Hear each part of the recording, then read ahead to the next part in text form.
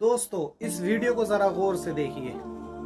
السلام علیکم ورحمۃ اللہ وبرکاتہ۔ ناظرین، ایک مدرسے میں ایک معصوم بچہ جو مسلمان، ظاہر میں مسلمان دکھ رہا تھا، وہ پڑھ رہا تھا۔ جب اس کے فنگر پرنٹ کرائے گئے آدھار کارڈ وغیرہ کے لیے تو وہ غیر مسلم نکلا، اس کا نام غیر مسلم، اس کے والدین کا نام غیر مسلم، جس کے بعد ایک بڑا ہنگامہ برپا ہو گیا۔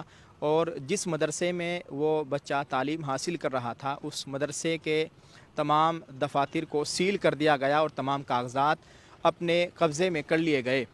یہ بات میں نہیں کہہ رہا ہوں، یہ بات مولانا ارشد مدنی صاحب کے صاحبزادے حضرت مولانا حبیب اللہ مدنی صاحب نے یہ بہت بڑی جانکاری شیئر کی ہے، اور انہی کی آواز میں ہم اس دکھ بھری خبر کو آپ کو سنائیں گے۔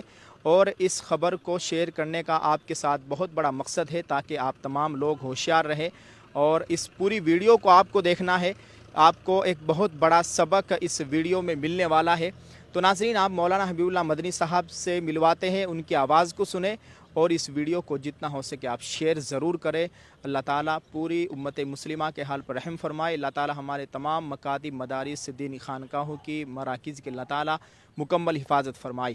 آئیے ناظرین، اس پوری ویڈیو کو دیکھتے ہیں، اور مولانا حبیب اللہ مدنی صاحب نے کیا کہا ہے آپ اس کو ذرا سنیے۔ السلام علیکم ورحمۃ اللہ وبرکاتہ۔ میں اپنے سبھی ساتھیوں کو مطلع کرنا چاہتا ہوں کہ جو کسی بھی ادارے کے یا مکتب کے یا مدرسے کے یا کسی جامعہ کے یا کسی دارالعلوم کے ذمہ دار ہیں یا ذمہ داروں سے جڑے ہوئے ہیں، وہ اس خبر کو انتہائی اہمیت کے ساتھ سنیں۔ ہمارے ادارے کے قریب میں 5 کلومیٹر کی دوری پر ایک گاؤں ہے۔ اس گاؤں میں ایک پرانا قدیم ادارہ ہے جس میں باہر کے بھی بچے پڑھتے ہیں، اور مقامی بچوں کی ایک بہت بڑی تعداد اس میں پڑھتی ہے، اور وہ اس گاؤں کا مین ادارہ ہے۔ اس ادارے میں لاک ڈاؤن سے پہلے ایک بچے کے ساتھ دوسرا بچہ کنیکٹ ہو کے آیا، اور اس نے داخلہ لیا، داخلہ لے کے پڑھنا شروع کر دیا، اور وہ 1-2 سال وہاں پڑھتا رہا۔ پڑھنے کے بعد پھر وہ یہاں سے چلا گیا، لاک ڈاؤن لگ گیا۔ لاک ڈاؤن کے بعد کچھ پتہ نہیں وہ بچہ کہاں کا تھا، کیسا تھا، کس طرف سے آیا تھا، کس کا تھا۔ بہرحال وہ ابھی 10-15 دن پہلے اپنا آدھار کارڈ بنانے کے لیے جب گیا تو اس نے فنگر پرنٹ جب دیا تو اسکین ہو کے اس کا نام غیر مسلم اور اس کے والد اور والدہ کا نام بھی غیر مسلم دکھائی دیا۔ جو آدھار کارڈ بنانے والا تھا وہ بھی غیر مسلم تھا، اس کے کان کھٹک گئے، اور اس نے فوراً ہندو تنظیموں کے ذمہ داروں کو بلا کر اس کی اطلاع دی، اور وہاں ایک ہنگامہ کھڑا ہو گیا۔ بچے پر زور زبردستی کی گئی کہ وہ بیان دے کہ مجھے زبردستی غیر مسلم بنا کر مدرسے میں داخل کیا گیا، مجھے زبردستی مسلمان بنا کر مدرسے میں داخل کیا گیا۔ بہرحال بچے نے پولیس تھانے میں جا کر آن ریکارڈ بیان دیا کہ نہیں، میرے اوپر کسی کی زبردستی نہیں تھی۔ اس کے باوجود ساری تنظیمیں کھڑی ہو گئیں، اور انہوں نے دھرنا پردرشن کر کے 3 آدمیوں کے خلاف FIR درج کروائی، اور جس کا نتیجہ یہ ہوا، بات تو بہت لمبی ہے۔ بہرحال وہ مدرسے میں رات میں آئے 10 بجے کے آس پاس، پورا پرشاسن اور وزیر کو لے کر آئے، جو مرکزی سرکار میں بچوں کا اور عورتوں کا کے معاملات کا وزیر ہے، جس کا نتیجہ یہ ہوا کہ انہوں نے مدرسے میں آ کر آفس میں سارے رجسٹر اپنے قبضے میں کیے، اور آفس کو تالا توڑ کر اس میں سیل لگا کے چلے گئے۔